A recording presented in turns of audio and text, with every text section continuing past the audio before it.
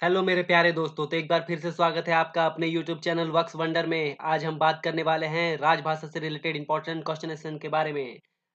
दोस्तों, जैसा कि आप सभी का एग्जाम 25 तारीख को है, तो उससे रिलेटेड ये बहुत ही इंपॉर्टेंट टॉपिक है, क्योंकि हिंदी से रिलेटेड ऑलमोस्ट 15 क्वेश्चन पूछे जाते हैं, जो एग्जाम के दृष्टिकोण से क्या है, बहुत इंपॉर्टेंट है। अगर आप 15 में 15 ले आते हैं, तो वो आपका एक स्कोरिंग पॉइंट बन सकता है। इससे पहले हिंदी का एक वीडियो मैंने डाला था, अगर आपने वो नहीं देखा तो वो जाके देख लें। मुझे लगता है सारे क्वेश्चन यहीं से आएंगे, और इन सारे क्वेश्चन को आप एक बार देख के जाएंगे तो ये आपके लिए फायदेमंद हो सकता है। तो वीडियो में आगे बढ़ने से पहले चैनल को कीजिए सब्सक्राइब, और अगर आपको ये वीडियो अच्छा लगा तो लाइक करना मत भूलिएगा। तो आज का हमारा सबसे पहला क्वेश्चन है कि राजभाषा नियम संख्या 12 के अनुसार राजभाषा अधिनियम और नियमों के संबंध में जारी निर्देशों के समुचित अनुपालन को सुनिश्चित करने का उत्तरदायी किसके पास सौंपा गया है। तो क्वेश्चन कहने का मतलब है कि जो राजभाषा नियम 12 है, उसके अंडर में क्या है कि राजभाषा के द्वारा कुछ कुछ नियम जारी किए गए हैं, और जिसके अनुदेश का जो पालन करना है, उसका जो उत्तरदायित्व है कार्यालय के प्रशासनिक प्रधान को दिया गया है। किसको दिया गया है? कार्यालय के प्रशासनिक प्रधान को यह उत्तरदायित्व दिया गया है। नेक्स्ट क्वेश्चन, 1955 में गठित राजभाषा आयोग का क्या नाम था? तो इसका जो आयोग था वो खेर आयोग बना था। अभी आगे वाले क्वेश्चन में देखेंगे खेर आयोग क्यों नाम पड़ा। तो यहाँ पे देख लेते हैं कि 1955 में गठित राजभाषा आयोग का क्या नाम था। तो इसका नाम था खेर आयोग। उसके बाद है 1955 में गठित प्रथम राजभाषा आयोग के अध्यक्ष कौन थे? तो इसका सही आंसर है श्री बाल गंगाधर खेर। 1955 में जो गठित हुआ था प्रथम राजभाषा आयोग, यहाँ पे ध्यान देने वाली बात है कि प्रथम राजभाषा आयोग का जो गठन हुआ था 1955 ईस्वी में, उसके अध्यक्ष कौन थे? तो इसका सही आंसर है श्री बाल गंगाधर खेर। नेक्स्ट क्वेश्चन है, हिंदी प्रबोध परीक्षा में 70% या उससे अधिक अंक प्राप्त करने पर मिलने वाले पुरस्कार की राशि क्या है? तो इसका सही आंसर है 1600 रुपये। अगर हिंदी के प्रबोध परीक्षा में 70% से या उससे अधिक अंक प्राप्त कर लिए जाते हैं, तो उसके मिलने वाला पुरस्कार की राशि कितनी है? 1600 रुपये राशि है। तो आपको बता दें, टोटल 4 टाइप का एग्जाम होता है: प्रबोध, प्रवीण, प्राज्ञ और पारंगत। टोटल 4 एग्जाम होते हैं हिंदी के, जो इतने भी केंद्रीय कर्मचारी हैं। तो यहाँ पे पूछा गया है कि हिंदी प्रबोध परीक्षा जो 70% या उससे अधिक अंक लाते हैं, उनको 1600 रुपये दिया जाता है। नेक्स्ट क्वेश्चन है, हिंदी प्रवीण परीक्षा में 70 या उससे अधिक अंक प्राप्त करने पर मिलने वाला पुरस्कार की राशि कितनी है? तो जो प्रवीण परीक्षा पास करता है और उसमें 70 या उससे अधिक अंक लाता है, तो 1800। प्रबोध में 1600, प्रवीण में 1800। प्रबोध में 1600, प्रवीण में 1800, और प्राज्ञ में 2400। 1600, 1800, 2400। प्रबोध, प्राज्ञ, प्रवीण। प्रबोध, प्रवीण, प्राज्ञ। प्रबोध में 1600 रुपये मिलता है 70 से अधिक लाने पर, 70% से अधिक लाने पर। प्रवीण में 1800 रुपये, और जो प्राज्ञ रहता है उसमें 2400 रुपये। इसके बाद है कि हिंदी की टंकन परीक्षा में 97% या उससे अधिक, मतलब 97 या 97% या उससे अधिक जो अंक लाते हैं, उसको कितना मिलता है? 2400 रुपये मिलता है। टंकन, हिंदी टंकन परीक्षा मतलब जो टाइपिंग रहता है उसमें जो रहता है 97% या उससे अधिक अंक प्राप्त करता है, उसको 2400 रुपये मिलता है। हिंदी अंशुलिपि परीक्षा मतलब short hand, Hindi short hand परीक्षा में जो 95% या उससे अधिक लाता है, हिंदी अंशुलिपि यानी शॉर्ट हैंड में जो 95% या उससे अधिक अंक प्राप्त करता है, उसको 2400 रुपये मिलता है।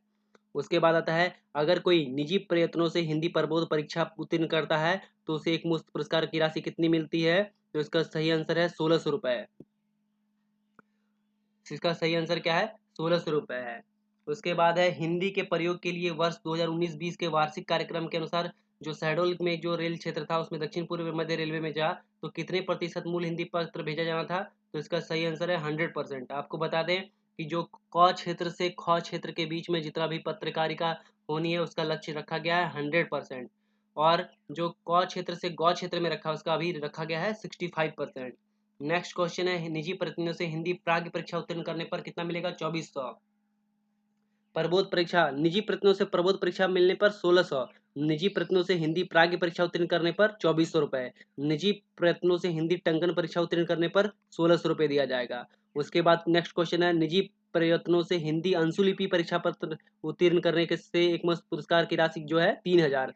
अगर कोई खुद से अपने सेल्फ स्टडी से क्या करता है, हिंदी अंशुलिपि मतलब शॉर्ट हैंड की जो परीक्षा है उसको पास कर लेता है, उत्तीर्ण कर लेता है, तो उसको एक मुश्त पुरस्कार जो है 3000 रुपये दिया जाएगा। नेक्स्ट क्वेश्चन है, केंद्रीय हिंदी समिति के अध्यक्ष कौन है? नेक्स्ट क्वेश्चन है क्या है कि केंद्रीय हिंदी समिति के जो अध्यक्ष कौन है? तो इसके अध्यक्ष है प्रधानमंत्री। इसका सही आंसर क्या हो जाएगा? प्रधानमंत्री। नेक्स्ट क्वेश्चन है संसदीय राजभाषा समिति की कितनी उप समितियां हैं? तो इसका सही आंसर है 3 उप समितियां हैं। संसदीय राजभाषा समिति की कितनी उप समितियां हैं? 3। नेक्स्ट क्वेश्चन है राजभाषा कार्यान्वयन समिति की बैठक की अवधि क्या है? तो 3 महीने में एक बार होता है। राजभाषा कार्यान्वयन समिति जो होती है उसकी बैठक क्या होता है? 3 महीने में एक बार होता है। नेक्स्ट है नगर राजभाषा कार्यान्वयन समिति की जो बैठक होती है, यहाँ पे ध्यान देने वाली बात है नगर राजभाषा कार्यान्वयन समिति, इसका ध्यान देने वाली बात है नगर राजभाषा कार्यान्वयन समिति, इसकी बैठक 6 महीने में एक बार होती है। उसके बाद क्वेश्चन है राजभाषा नियम 1976 में कुल कितने नियम है? टोटल 12 नियम है। राजभाषा नियम 1976, यहाँ पे ध्यान देने वाली बात है राजभाषा नियम 1976 टोटल जो नियम है 12 है। उसके बाद है राजभाषा का वार्षिक कार्यक्रम तैयार कौन करता है? तो गृह मंत्रालय करता है। राजभाषा का वार्षिक कार्यक्रम तैयार कौन करता है? वार्षिक कार्यक्रम तैयार कौन करता है? तो गृह मंत्रालय करता है। नेक्स्ट है हिंदी शिक्षण योजना के अंतर्गत निर्धारित हिंदी पाठ्यक्रम की परीक्षाएं वर्ष में कितनी बार हो ली जाती हैं? तो वर्ष में 2 बार ली जाती है। हिंदी शिक्षण योजना के अंतर्गत जो भी हिंदी पाठ्यक्रम की जो परीक्षाएं हैं उसकी परीक्षाएं कितनी बार ली जाती है? वर्ष में 2 बार लिया जाता है। उसके बाद क्वेश्चन है केंद्र सरकार के लिपिक के कर्मचारी के लिए निर्धारित अंतिम पाठ्यक्रम क्या है? तो प्राज्ञ है। प्रारंभिक प्राज्ञ पाठ्यक्रम जो है वो प्रबोध है, प्रबोध प्रवीण फिर प्राज्ञ, अंतिम जो पाठ्यक्रम है प्राज्ञ है। उसके बाद आता है सामान्य कार्य के अतिरिक्त राजभाषा कार्यान्वयन समिति का कार्य देखने वाले कर्मचारी को प्रतिमाह कितना मानदेय मिलता है? तो 600 रुपये मिलता है। कितना मिलता है? 600 रुपये मिलता है। जो अपने नॉर्मल कामकाज के साथ साथ क्या करते हैं राजभाषा कार्यान्वयन समिति के भी कार्य देखते हैं तो उसको कितना मिलता है? 600 रुपये मिलता है। इसके बाद है अंशकालिक हिंदी पुस्तकाध्यक्ष को प्रतिमाह कितना मानदेय मिलता है? तो जो अंशकालीन मतलब शॉर्ट शॉर्ट टर्म के लिए क्या होते हैं किसी हिंदी पुस्तकालय के पुस्तकाध्यक्ष होते हैं उनको प्रति माह जो है 1000 रुपये दिया जाता है। इसके बाद क्वेश्चन है गैर हिंदी भाषी क्षेत्र में बोर्डों को किस क्रम में प्रदर्शित किया जाता है? मतलब जो भी गैर हिंदी भाषी क्षेत्र है जैसे तमिलनाडु हो गया, असम हो गया, ये सब क्या है कि गैर हिंदी भाषी क्षेत्र है, मतलब हिंदी यहाँ की जनरल भाषा नहीं है तो उस केस में क्या है जो भी बोर्ड है साइनिंग बोर्ड या नेमिंग बोर्ड है जैसे अधिकारी का जो नाम होता है तो उसमें जो क्रम होगा सबसे पहले क्षेत्रीय भाषा होगा, उसके बाद हिंदी होगा, उसके बाद अंग्रेजी होगा। आपने स्टेशनों में भी देखा होगा जो स्टेशन का नाम लिखा रहता है गैर हिंदी भाषी क्षेत्र में वहाँ पे सबसे पहले क्षेत्रीय भाषा में लिखा रहता है, फिर हिंदी में लिखा रहता है, फिर अंग्रेजी में लिखा रहता है। नेक्स्ट क्वेश्चन है संविधान की 8वीं अनुसूची में शामिल विदेशी भाषा कौन है? तो ये तो आप जानते होंगे, फेमिलियर हैं। नेपाली भाषा जो है वो विदेशी भाषा है। अभी तक 8वीं अनुसूची में 22 भाषाएं हैं। प्रारंभिक में 8वीं अनुसूची में 14 भाषाएं को सम्मिलित किया गया था। नेक्स्ट क्वेश्चन है मंडल रेल कार्यालय की राजभाषा कार्यान्वयन समिति के अध्यक्ष कौन है? तो मंडल रेल प्रबंधक। मंडल रेल कार्यालय के राजभाषा कार्यान्वयन समिति के अध्यक्ष कौन है? तो इसका सही आंसर है मंडल रेल प्रबंधक मतलब डीआरएम। रेल के प्रधान कार्यालय की राजभाषा कार्यान्वयन समिति के अध्यक्ष कौन होते हैं? तो महाप्रबंधक मतलब जीएम होते हैं। रेल के प्रधान कार्यालय की राजभाषा कार्यान्वयन समिति के अध्यक्ष कौन होते हैं? तो इसका सही आंसर है महाप्रबंधक जीएम होते हैं।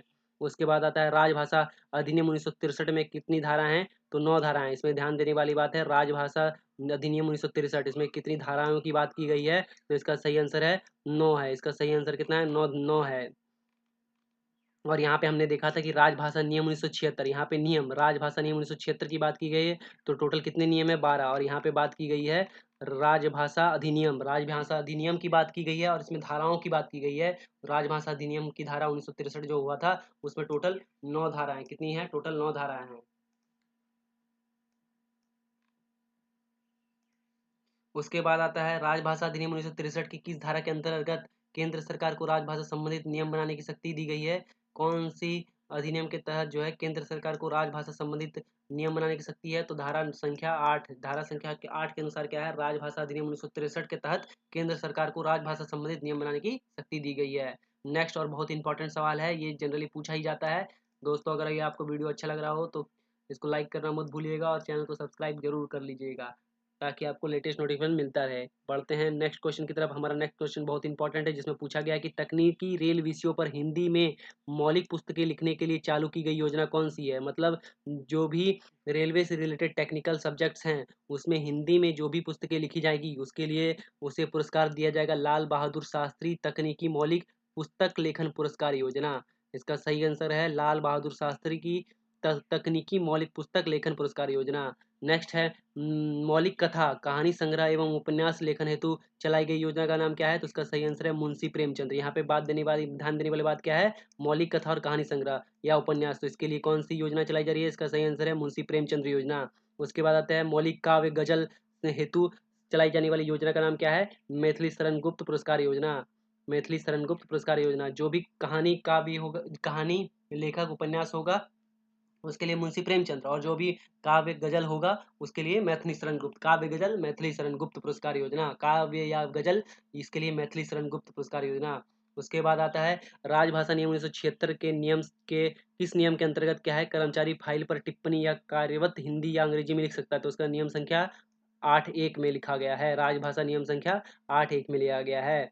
फिर आता है राजभाषा नियम संख्या जो 1976 है के नियम के किस किस नियम के अंतर्गत केंद्र सरकार के किसी कार्यालय में प्रयोग की जाने वाली रजिस्टरों में प्रारूप और शीर्षक हिंदी और अंग्रेजी दोनों में होना चाहिए, तो इसका सही आंसर है नियम संख्या 11(2).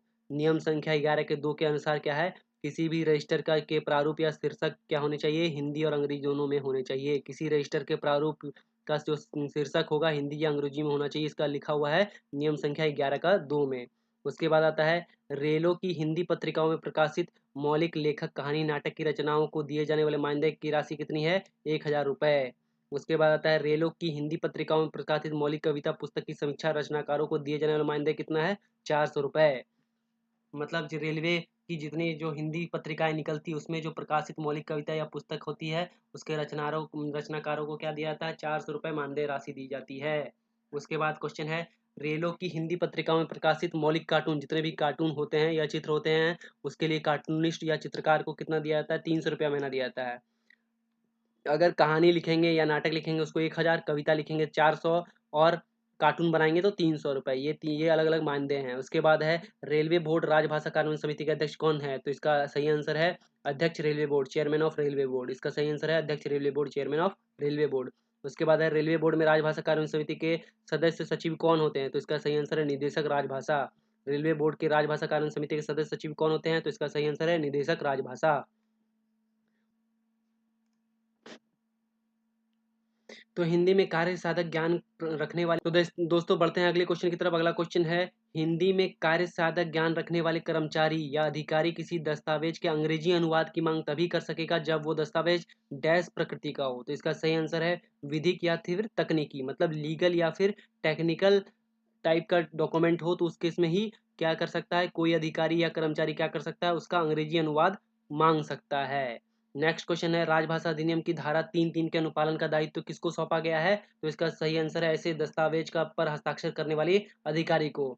इसका सही आंसर क्या हो जाएगा, ऐसे दस्तावेजों पर हस्ताक्षर करने वाले अधिकारी को। नेक्स्ट है भारत सरकार के कार्यालयों में उपयोग में आने वाली कैसी रबर की मोहरें प्रयोग में लाई जाती है, तो इसका सही आंसर है हिंदी और अंग्रेजी द्विभाषी, मतलब उसमें दोनों टाइप के लैंग्वेज लिखे होंगे, हिंदी भी होगा और अंग्रेजी भी होगा। जो भी रबर पैड स्टम्प होगा, मोहर होगा, उसमें और हिंदी और अंग्रेजी दोनों से लिखा हुआ होगा।